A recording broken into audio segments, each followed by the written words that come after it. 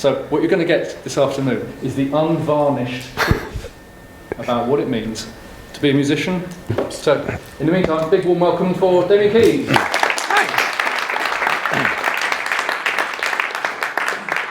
Thank you very much. I think that was the best introduction I've ever had in my entire life.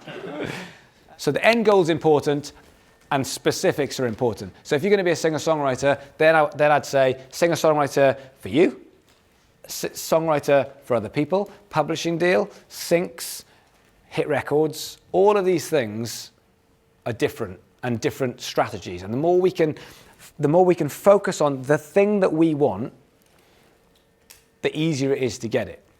Because if you say, and this is what musicians do quite a lot, if you say, I'm in a band and I love the band, I also like to be a session player, because I hear that a lot. But those are two separate things, very, very separate strategies. And when you do that, it's kind of like saying, I want to be a professional football player. I love it. But then also, as a backup, I like motor racing. So I might be a Formula One driver. If I said that, I'd be like, well, how are you going to do that? Because the diet is very different. The lifestyle is very different. How are you going to commit to those two things? It sounds ridiculous, but musicians do that all the time. I want to be in a band and get my band a record deal and then sell 1 million records and be massive. Also, I'd like to be a session player and tour the world with no responsibility other than playing bass. Two totally separate things. So I meet a lot of musicians. That's my job now, and I love it. But I have this analogy, which I call the motorway analogy, which I use quite a lot. So if I say, or someone says to me, they want to get to Manchester from London, for example. My geography is not great. I'll say, great, M6. If they say, I want to get to Cardiff, I say M4. If they say, I want to go to Newcastle, I say M1. Makes complete sense. The problem is, what musicians do is they say, I want to go on the M4. So I say, okay, so you're going to go to Cardiff. And they say, no, I don't want to go to Cardiff, no. I want to go to Manchester. And I go, oh, well, you want to go on the M6? And they go, no, I want to go on the M4. So I go, well, you're going to go to Cardiff? And they go, yeah, I know, but I want to go to Manchester. And I go, but they're different places. They aren't going to work. One goes this way and one goes this way. So what you've got to do is you've got to say, I'm not picking the route.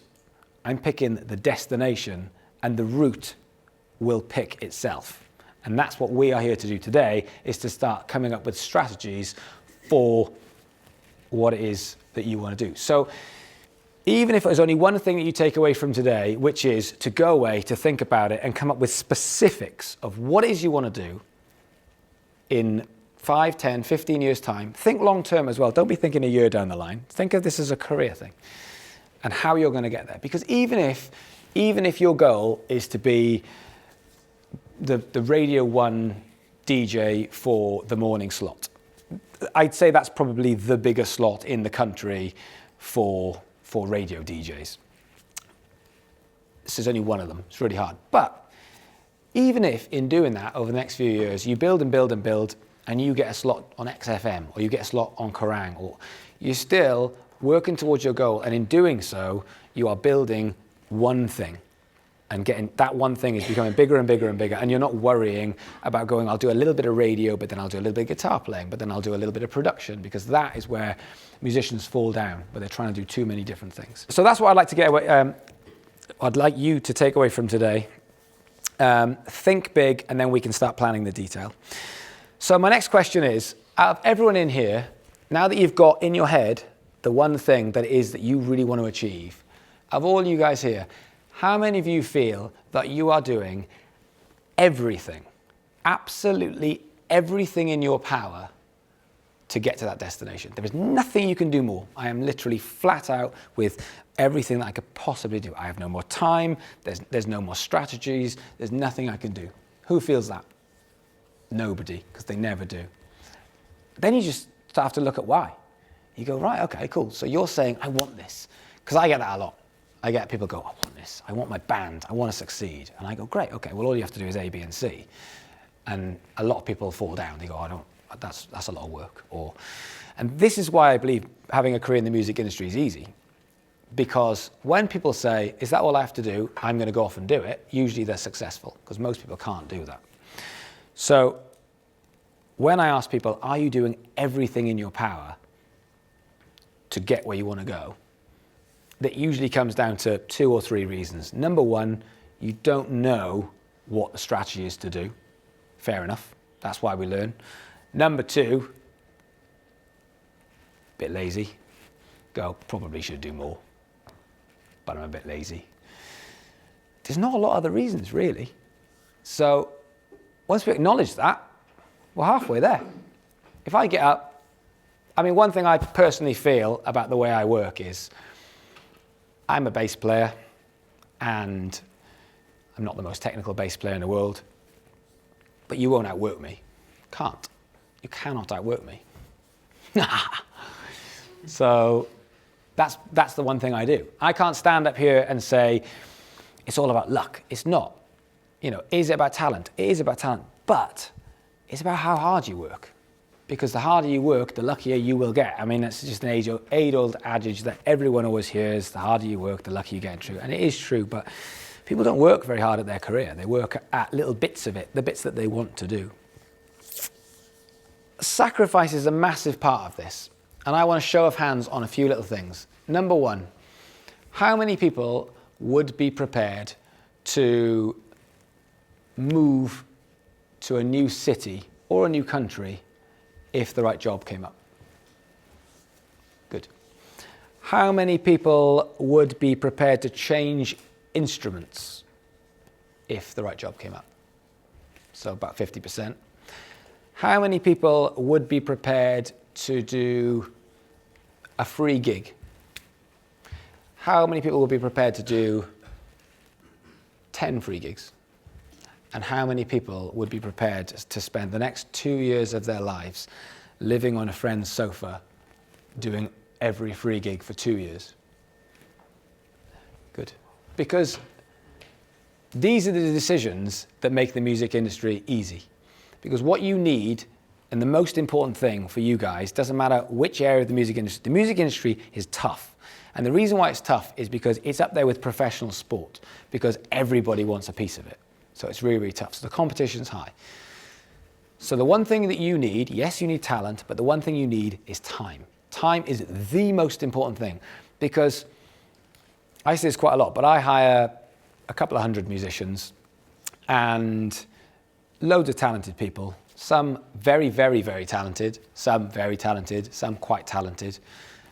Does it make any difference to me? No, it doesn't, because I can train those people up. And talent is a very small part of this. But talent and technique and being a better player can be fixed. Most things that you do can be fixed. If you're not a good enough radio DJ, you can fix that. If I went and got Chris Moyles or Chris Evans or something to sit with you for the next 3 months of your life, you would be a better radio DJ for it. So talent, technique, getting better, improving, experience, these are all things that you can just, you can improve, but you need the time to do it.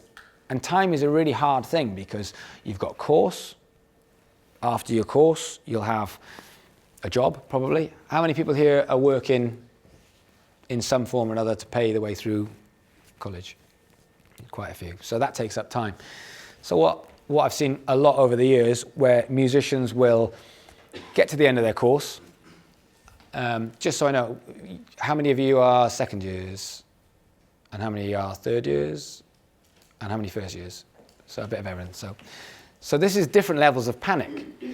So first years are like, oh, it's first year. This is great. I got loads of time. I got 3 years for this course.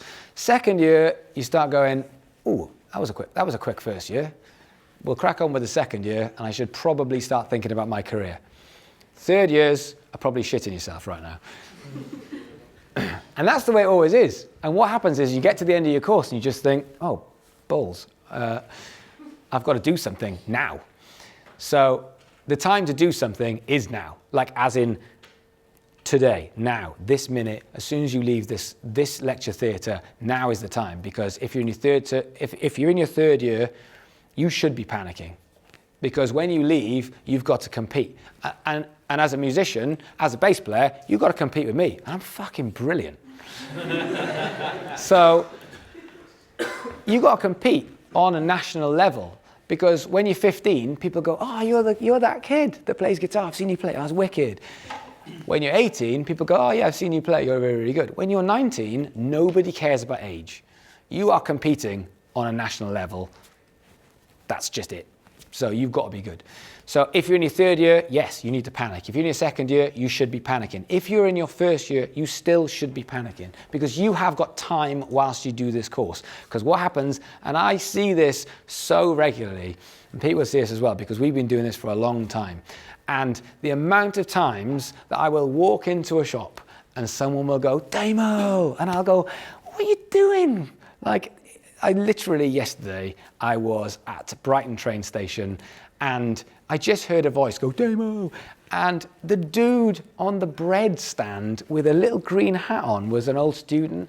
He was an incredible musician. He was an amazing singer. And I was like, what are you doing? He was like, I'm selling bread. That's what I do now. And I was like, why? He was like, music didn't work, so now I sell bread. I was like, oh, that's depressing. I don't want any bread. And off I went. But this happens all the time. You know, a story I have is, I remember sitting down with a student on the second year at BIMM, I think it was. He was a French student. And he was a really nice dude. And he wanted to be a producer. That's what he wanted to be. And one day he came in and we sat down for a tutorial, had a cup of tea, and he went, I've got this work experience offer, like an internship, at a studio in London. So I was like, oh, that sounds really, really good. He said, yeah, it's at Air Studios. And I was like, holy shit, that's huge. And he was like, yeah, but they want me to do the graveyard shift. And I've got college. I pay my way through college by doing cleaning in the morning, and they want me to do the graveyard shift in London. Then I'd have to come back to Brighton. I don't think I can fit all of it in. So I said to him, oh, halt, stop. You have to do this gig, dude. This is like huge. This is not a little studio. This is not someone's shed. This is Air Studios. These are huge producers. This is a big place. You need to do this. And he sort of grumbled and went, oh yeah, but you know, it's a good opportunity, I get it, but at the same point, can I afford the time? Can I afford the leaving my job? And I went, this is it. Make no bones about it. This is your career. You know, I know, in fact, a good friend of ours who was our head of songwriting at BIMM, he literally, his job was, he's produced some massive albums, including Def Leppard, Hysteria, AC/DC, Back in Black. He started his career by going to work experience, and at the end of the 2 weeks, he just didn't go. He literally just turned up the next day, and the guy was like, what are you doing? He was like, work experience. And they were like, you finished? They finished, and he went, oh no, I'm going to come back. And he worked there every day for months, and then one day he got a job in another studio, and the guy was panicking. Where's Mark? Phoned up his mum. Was like, Mark's not turned up to work. He's like, oh, I've not seen him. Next day, or in the evening, he phoned him up and said, oh, sorry, I've got a job. And the guy at the studio was like, what do you mean you've got a job? You work here. And he was like, no, you don't pay me anything. I've just been doing work experience for the last 3 or 4 months. The guy instantly was like, whatever they're paying you, I will pay you. Just come to work tomorrow, please. And that was his career started. Anyway, so I sat with this French guy and I was like, make no bones about it. This is your career. This is where it starts. From here on in, the next 50 years of your life, this is it. This is where you get to show that you are capable of doing all these things. You get to learn, you get the opportunities. This is it. And he started to grumble. And I went, Dad, I'm just going to say one thing. Don't fuck this up, okay? Simple as that. Do not fuck this up. Anyway, about a month later, I went to the cinema, and the dude showing me to my seat was the French dude. And I looked at him, he looked very sheepish, and I went, you didn't take the gig, did you? And he went, I just couldn't really fit it in. And so I was like, okay. That was the end of his career, literally on that decision.